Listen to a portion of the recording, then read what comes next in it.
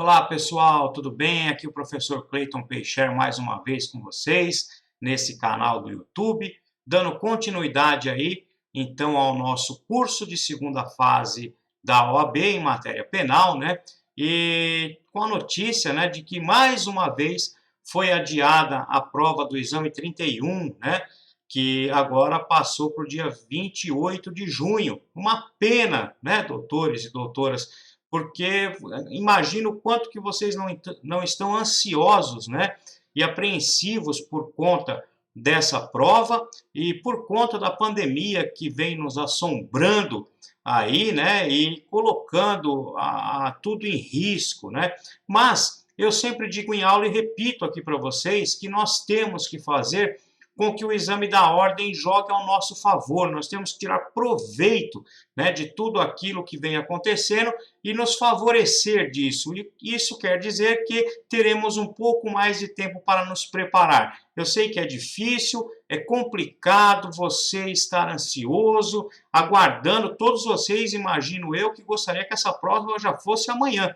Mas, infelizmente, por conta dessa pandemia, nós temos que acolher essa situação, né? Então, portanto, vamos tirar proveito disso, vamos estudar e vamos nos preparar um pouco mais. E hoje, aqui, essa não é a aula 6, tá, doutores e doutoras? A aula 6 vai subir logo em seguida. Mas aqui eu trago um questionamento de um aluno, colega, grande amigo nosso aqui do curso, Jonatas Suavão, meu amigo, e um grande abraço, né? Que me pediu para que eu falasse um pouco mais das causas supralegais de excludente de ilicitude, né? Porque as causas excludentes de ilicitude legais estão lá no artigo 23 do Código Penal, né? Como eu disse numa outra aula, vocês, lá na aula de teses, nós temos também causas supralegais de excludente de ilicitude. E por isso, hoje eu trago esse vídeo um pouco mais curto, né, só para tratar e dar resposta a vocês aí quanto ao questionamento e ajudar a preparar vocês nessa matéria, né, um pouco mais de tese aí. Hoje nós vamos falar das causas excludentes de ilicitudes supralegal. Então eu começo agora com vocês, nos slides, e a gente vai passar por alguma delas. Vamos lá.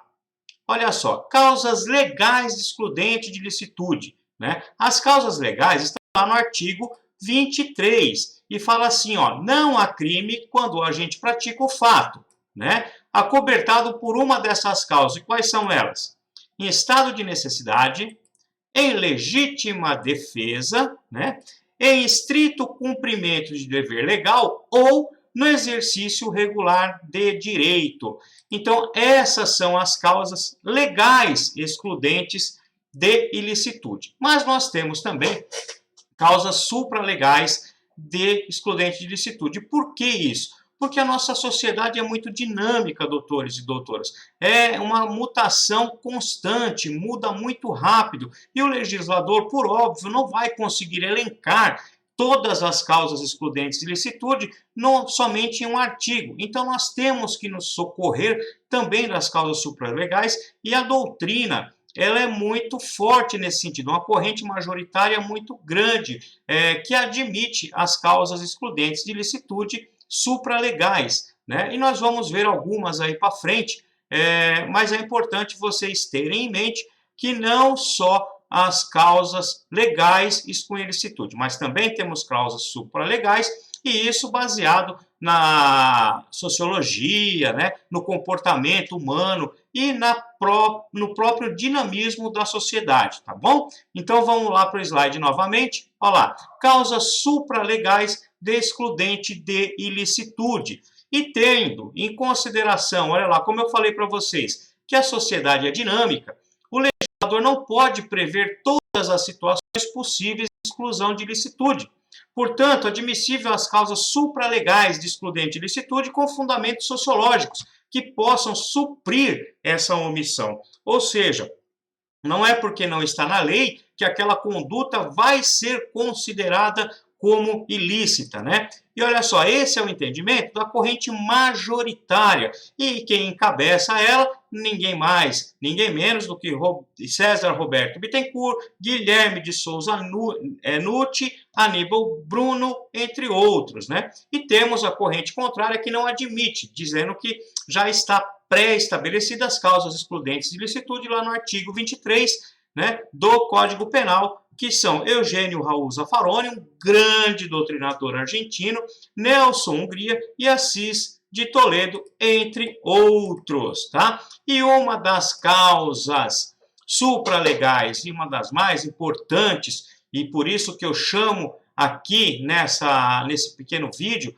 a atenção de vocês, é o consentimento do ofendido, né? Porque o consentimento do ofendido causa a causa excludente de ilicitude, sendo necessário, né, alguns requisitos, né? E isso nós vamos ver agora adiante. Olha lá.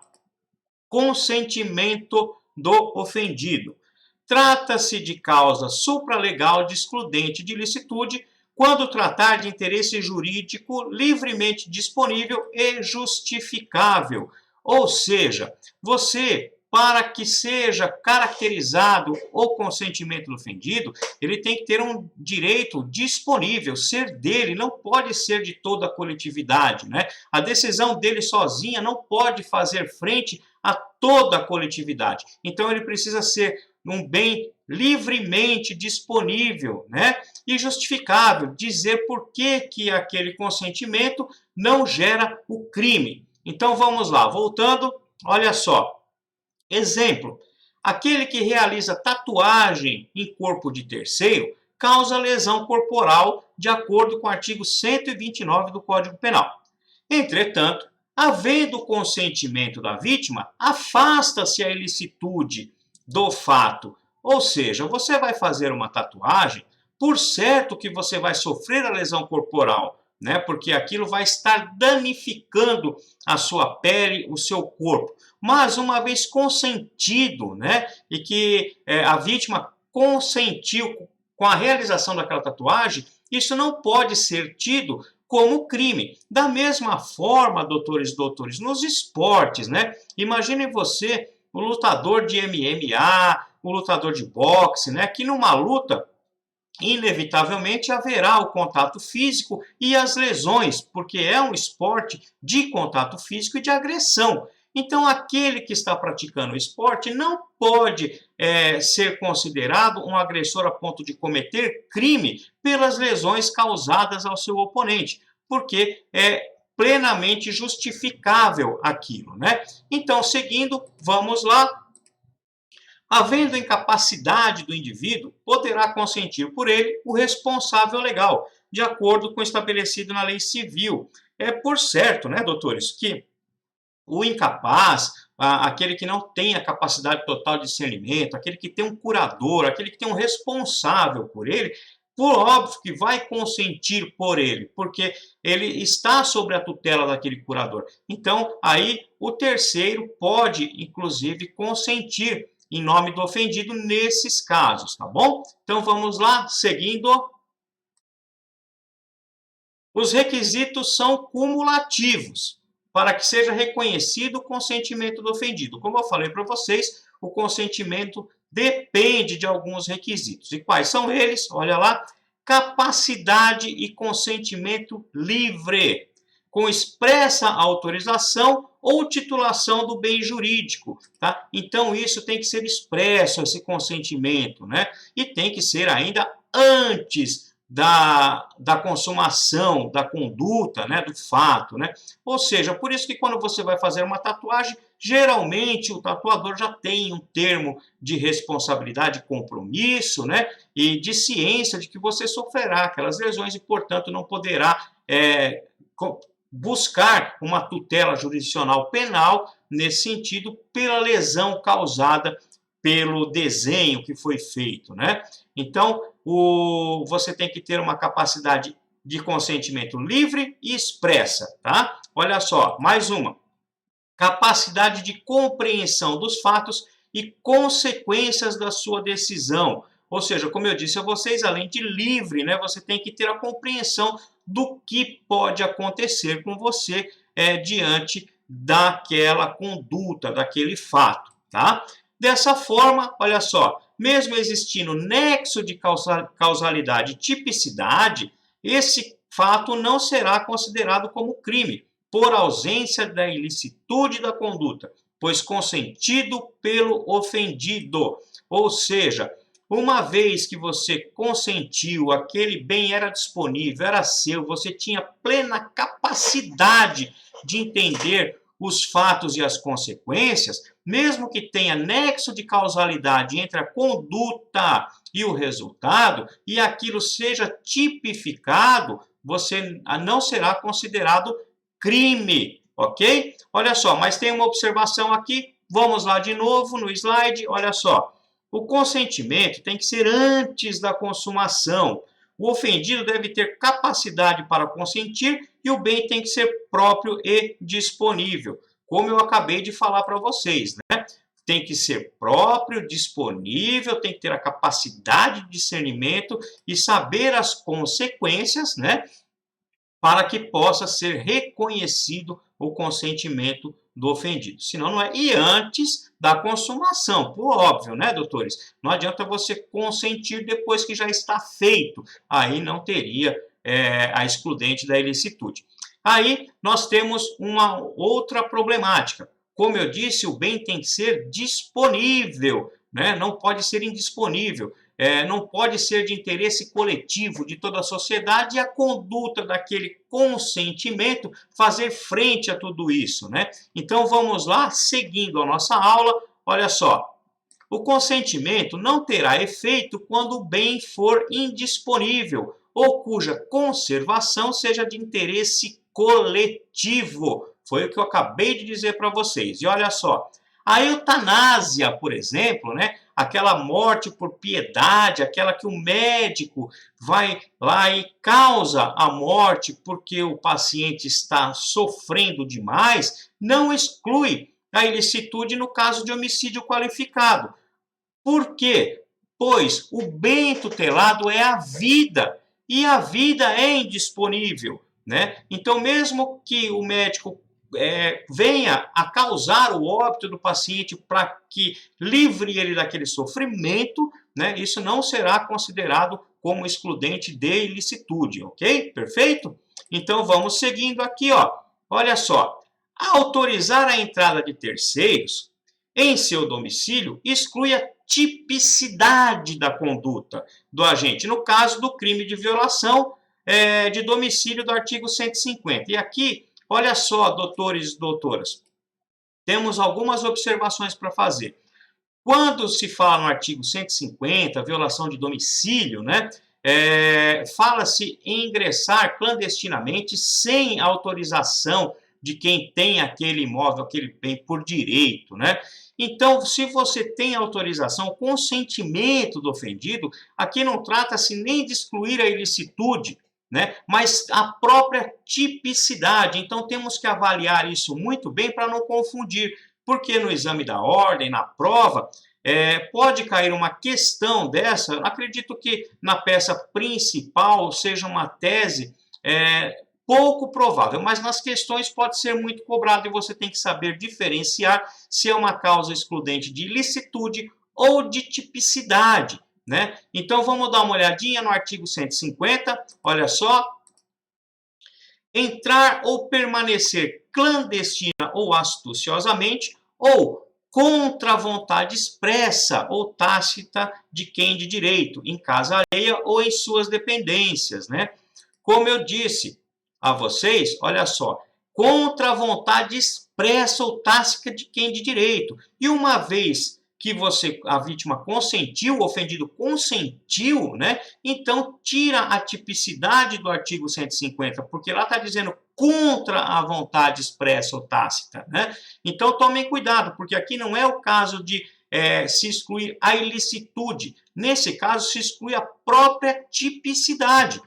Tirando tipicidade de conduta, né, sequer nós passaremos a analisar a ilicitude, perfeito? Então, voltando lá, a pena de detenção de 1 a 3 meses ou multa, né? E olha só, da mesma forma com relação ao princípio da insignificância, que uma vez reconhecido exclui a tipicidade.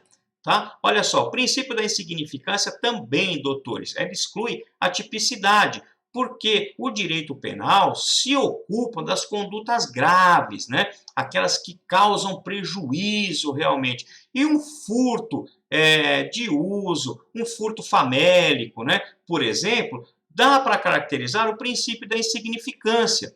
E isso não é crime, né? Então, o princípio da insignificância tem que ser analisado da mesma forma que o da violação de domicílio. E aqui se tira a tipicidade da conduta e não a ilicitude, tá bom? Isso são coisas que devemos analisar. Olha lá para o slide, então, novamente. Portanto, verificar se o bem tutelado é disponível e o ofendido tinha capacidade de compreensão e consentimento livre, além da compreensão dos fatos e consequências da sua decisão. E ainda, se é o caso de afastar a ilicitude ou a própria tipicidade.